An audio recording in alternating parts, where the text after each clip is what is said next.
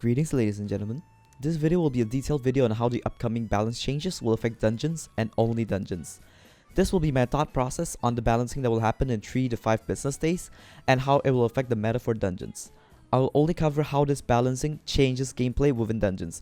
If you would like to know what's going to happen or what are the changes, I suggest reading through the patch notes on your own first or watch a video on that, since I will only go through how this will affect dungeons. The link to the patch notes will be in the description box down below, and I will assume that you've already read the patch notes and would only like to know my thoughts from this point onwards. Okay, real quick before the video begins, a quick shout out to Spiffy #0547 for becoming a member of the channel. Thank you so much for becoming a channel member, and his message to you guys is, I'm recovering financially from a scammed Hyperion. Now I'm recovering financially IRL. Starting off, let me list out all the significant changes. A lot of gear that have been dominating dungeons have been nerfed. Those being the Bonemerang, Hyperion, Tarantula helmet, Tiger pet, a low coins paid Midas staff, Dark, Shadow, Wither goggles, and most importantly, lifesteal. As for buffs, they've buffed the Last Breath, Mosquito bow, Valkyrie, Astrea, Silka, I don't know how you pronounce that thing, Reaper mask, Wither relic, Silk edge, Frozen blaze, Skeleton pet, and Lion pet. For fixes, they fix excess mana, where you can get a lot of extra mana by switching armor sets from a high intelligence set to a normal set, retaining all the extra mana. The Lesser Orb of Healing, Fell Sword, Spirit Mask, and Spirit Pets have all been fixed. Finally, am I right? Okay, so they've reworked all the gear that used to be endgame before dungeons came out. And by rework, I don't mean buffing or changing the gear. What I mean by rework is they changed the requirements to convert and use the respective gear inside of dungeons. Now I'm seeing this as an amazing change and a really needed change. I've seen a lot of debate between Superior, Frozen Blaze, Shadow Assassin, and Necron all over again because of this change. I'll be addressing how these changes will affect those 4 respective armor sets and which is the best. But for now, let me just keep on with the balancing notes. So they've also reworked how the catacombs work. Instead of having a combat level requirements for each floor, you need to have combat 15 to enter the entrance of the catacombs and level up your catacombs level before you can play the next floor.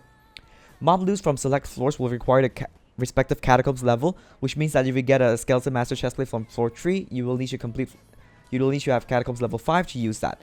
At least that's what I'm assuming. I have no idea what this entitles and what this means, but hey, at least for what I know, for the boss drops the requirements remain unchanged, which is a good thing. This means that you will still be able to use the gear that you've purchased as long as you have the completion for a floor. This change will only really affect the non-dungeon players who bought carries to be able to use the floor's respective gear. If you have Catacombs level 10 with full Necron and beat floor 7 somehow, or have bought a carry for that, you don't have to worry about this. You will still be able to use the Necron set that you bought. As for the players that aren't Catacombs level 26 or above, I will highly recommend buying a carry to get a completion for each floor right now before it's too late. Before these changes roll out, you should definitely do that. As for the higher Catacomb level players, this period of time before the update will result in a lot of carries being purchased. If things get out of hand, prices for carries might go up again due to high demand with unchanged or decreased supply, with a lot of carriers quitting. So if you need coins, carrying lower level players right now will be a really good money making method, because a lot of people will start buying carries. So for those lower level players that want to purchase carries but are too scared of being scammed, check the Discord servers that I've linked in the description box down below. I can personally vouch for these 2 Discord servers, and they have insurance policies to prevent scams. Now with that out of the way, all of the balancing they've made this time, in my honest opinion, are understandable and needed. These balancing does not help me as an endgame dungeon player, but they were much needed change. They should have implemented this sooner than later, but hey, better late than never. Okay, on to the spicy part. How will these change affect dungeons? For most endgame dungeon players right now, the meta for floor 7 boss fight is basically Archer with 5 Bonemerangs, Giant Sword, Death Bow swap with explosive shot to 1-tap Necron. A small nerf of 30 damage per Bonemerang is significant, but most players that can already 1-tap Necron should be able to 1-tap him still regardless of this nerf. So I don't see the Bonemerang nerf as that big of a deal. Sure, we might potentially lose hundreds of thousands of damage, but that number is insignificant when we deal hundreds of millions of damage every shot anyways. So moving on, the Goggle nerfs. Okay, the Goggle nerfs kinda hit really hard, and I am very unsure if the meta for mage helmets will change. However, with that being said, the base intel for the goggles are really good anyway, so I don't think the helmet loadout will be any different than what it already is. We might see more Storm helmet or EHP helmet come into play for mages without a Hyperion, And speaking of Hyperion, the Hyperion got a nerf of 50 intel, which isn't as bad as people make it out to be. 50 intel with dungeon buffs is a lot, don't get me wrong, but most players that run Hyperion either run Ancient Storm, Necrotic Loving Storm, or any armor set with Necrotic. Players that run with Necrotic Storm already have near 10,000 mana near the start, so the 50 intel nerf won't be as bad as people make it out to be. The admins fixing the damage scaling also won't affect the Hyperion as much. Even with this change taking effect, I don't see any other weapon that will still be as good or better than the Hyperion for dungeon clear, so I don't get why people are panic selling their Hyperion right now. The Wither Impact nerf, on the other hand, is really bad. Don't get me wrong, that is a very bad change for dungeon players. I mean, it's a needed change, but it's still bad nonetheless. But it still won't change the fact that even post nerf, the Wither Impact will still be one of, if not the best weapon for dungeon clear still. I mean, you can teleport around and kill literally everything around you. Most players that have Hyperion don't even run the sheep pet. If the damage nerf is really that bad, just put on your sheep pet and it'll pretty much compensate for the lack of damage that you used to do. I mean, sure, you won't be as fast or tanky as you would with a black cat, Yeti, whale pet, or wither skeleton pet, but that's only if you need to switch to a sheep pet in the first place. This nerf hits quite hard for endgame players, but you're endgame. You won't have to worry about not dealing enough damage to one-tap mobs or kill them in the first place. But if they do decide to go with the reducing range of the Wither Impact scroll, which I assume is where you won't be able to use it as an AoT replacement, it will reduce your speed significantly, but all it does is increase the amount of clicks you will need to get to where you need to be, and you'll just have to relearn the muscle memory for teleporting around like you did when you first got your Wither Impact Hyperion. This change in range doesn't seem drastic, but it does reduce speed significantly. If they do decide to do this, then we might see more players having both the aspect of the Yen and Hyperion in their hotbar for different purposes. Okay, next up, the Tarantula nerf. Personally, I am very glad they decided to do this, because every day, I would get at least one DM asking which is better, Tarantula helmet, Necron helmet, or golden Necron head. Personally, I don't even use the Tarantula helmet anyways. I mean, sure, it is better for damage after blessings, but after one point you don't need more damage to one-tap everything in your way anyways. Also, just in case, without blessings, Necron helmet is better than Tarantula helmet. I'm not sure with 1k strength which is better, because I'm assuming I get around 1000 strength before blessings, but I am fairly certain that the damage won't be too far off. I would definitely recommend Necron's helmet for the extra effective health in the floor 7 boss fight. The buffs for the Last Breath and Mosquito Bow are really good. For far too long, the Mosquito Bow has been a severely underrated weapon. It's not underrated, my bad. Very underwhelming, okay? Even before dungeons. As for the Last Breath, it was already a good bow before this buff, but now that they've buffed it, I am sure we will see more players use the Last Breath. At one point when I was still playing, the meta will be to have all 5 players shoot Necron with the Last Breath twice, which will increase the team's damage output. But now that players are able to one-tap without the help of the Last Breath, I don't think that plays a big factor anymore, but for those players that are barely able to one-tap Necron, you could ask your teammates to shoot Necron with Last Breath along with an Ice Spray combo. It should compensate for the slightly lower damage from the lack of a Tarantula helmet and the Bonemerang nerf. Midas Staff got a nerf that I'm sure a lot of mid-game players will dislike. The Midas Staff doesn't see a lot of use in top-tier dungeon parties, so this change doesn't affect end-game players. If you're a mid-late game player with a Midas Staff that is not 100 million coins paid, then your weapon has been nerfed a lot. But I can see the reason why they would do this. Before the Midas Staff was first released, the Yeti Sword was considered to be the best mage weapon alongside the Spirit Scepter and Ice Spray. The Yeti Sword was extremely overpriced with a really high catacombs requirement of 28, which was considered to be really high back then. It would also require 3,250 Ice Essence to convert and upgrade it to 5 stars. Ice Essence peaked at 55,000 coins per, and was stable at 40,000 coins per. At peak price, a 5-star maxed out Yeti Sword without Chimera was worth close to 200 million coins. Then when the Midas Staff was introduced, not only does it have a lower level requirement of Catacombs level 25, a 5-star 100,000 coins paid Midas Staff outdamages a 5-star Yeti Sword. It also only requires Gold Essence, which a lot of players had a lot to spare. And by a lot, I mean a lot. I would say that this change is necessary for the Yeti Sword to see use. They've also reduced the Catacombs requirements for the Yeti Sword as well as the conversion rate. The Tiger Pet was also nerfed. Some people don't understand why it's a nerf when the base ferocity was increased to 25 from 10, but I can tell you that it's a nerf because of the third perk that used to increase all your ferocity by 100%, which will be 50% now. The thing is, nobody uses a Tiger Pet on its own. People normally pair it up with a Valkyrie or Werewolf armor or some other buffs to get crazy high ferocity. Ferocity is a very good for DPS, but now that the Tiger Pet only gives 50% of your ferocity instead of 100%, it got nerfed quite substantially.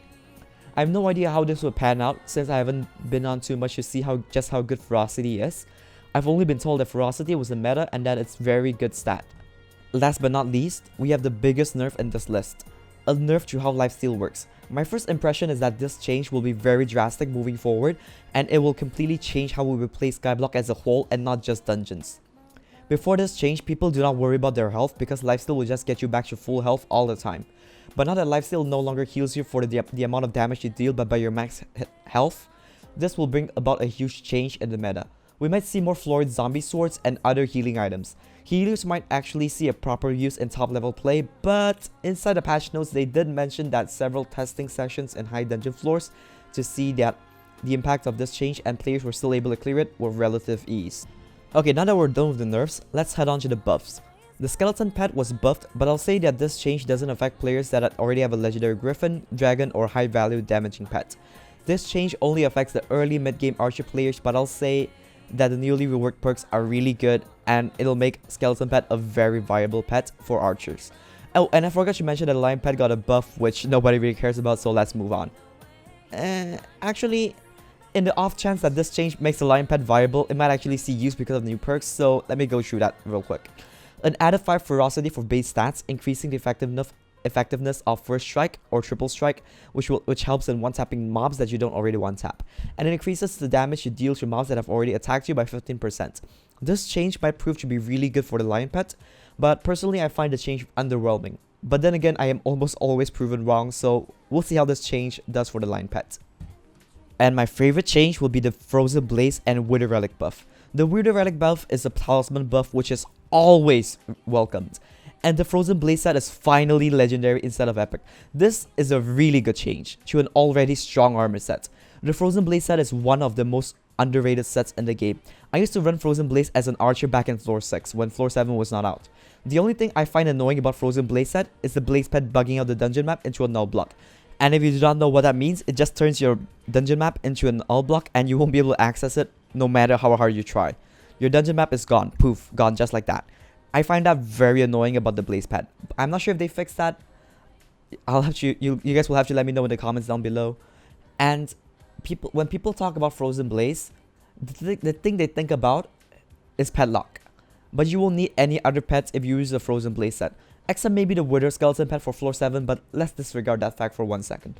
I've done my fair share of testing, and I can tell you for sure that 3/4 Frozen Blaze with Tarantula helmet with Blaze pet out-damages Superior with Dragon pet by a lot. And it has a lot more effective health than Superior with Dragon pet inside of dungeons. Now, without the Tarantula helmet, I'm not sure if Frozen Blaze still out-damages Superior because it doesn't deal as much damage. I've said this before in a past video. Shadow Assassin out-damages Frozen Blaze and Frozen Blaze out-damages Superior. That's assuming you use Drag Pad for both Superior and Shadow Assassin. As for effective health, Frozen Blaze has the highest, followed by Superior, followed by Shadow Assassin. This change that makes Frozen Blaze a legendary set might make it out-damage Shadow Assassin, but I will need to run some tests to test that theory out. For floor 7, however, Frozen Blaze just might not be as viable due to the fact that you can't use a Wither Skeleton pet, which is the best pet for damage against Necrons, so I can't say for sure that it'll be good for floor 7. As for the Dragon's armor sets, you will be able to have access to all converted Dragon armors at floor 5. I've personally used Young Dragon, Strong Dragon, Wise Dragon, Old Dragon, and Superior Dragon armor sets. I haven't used Unstable, Protector, or Holy Dragon, so I can't give my opinion on that. But I would say that Holy Dragon isn't as good as 3/4 any armor with Mender Helmet, Fedora, or Crown. Holy Dragon is not a good set because it lacks survivability, and the perks are underwhelming compared to the perks of the Mender Helmet.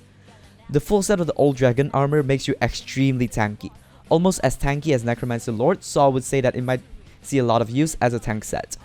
Strong Dragon is basically Walmart Frozen Blaze. It is lacking in every regard compared to Frozen Blaze, but it is a very cheap alternative, and you can use any pet with it. If you're using strong dragon armor as a mid-late game player, I would highly recommend you switch to boots, leggings, and helmet with Shadow Assassin and run 5-star strong chestplate as a replacement. We might see a lot of people run 3/4 any armor set with strong chestplate instead of zombie knight chestplate. Oh, and if you're thinking about using superior dragon chestplate instead of strong dragon, don't even bother. Superior is absolutely trash without the full set bonus. Wise Dragon is a really good mage set. It's basically Walmart Storm that's much squishier. It is very good for damage though. When I used to run dungeons actively, I've seen top sweats like 15H and Strafe doing floor 6 and 3/4 wise with shadow goggles. It is a very squishy set and I would die in floor 6 if I ran that set. I won't die more than once a run and I might die once every few runs, but not necessarily every single run. But the matter of the fact is, I do die.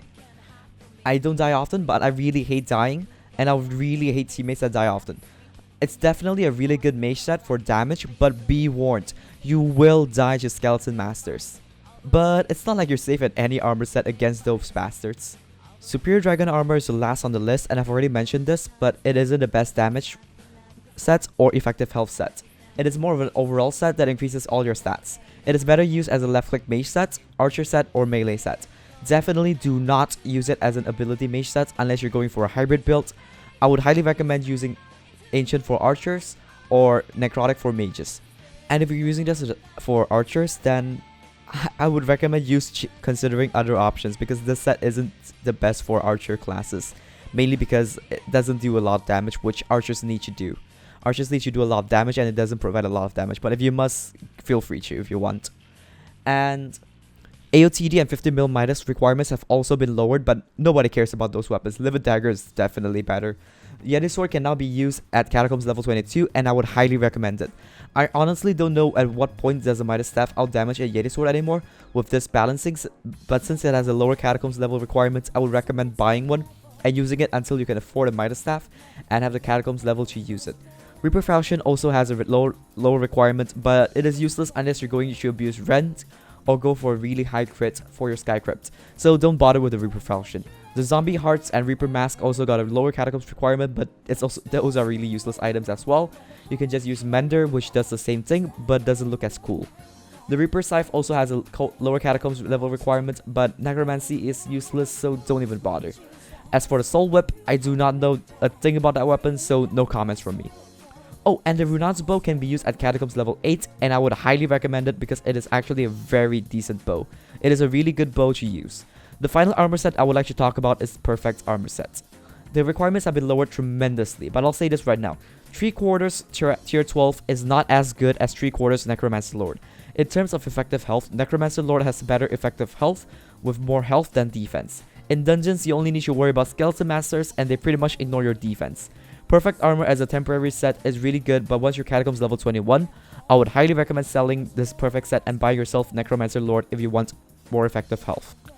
And I've basically covered everything about this update and patch notes and my thought process, and we won't have enough time to complete the run on screen.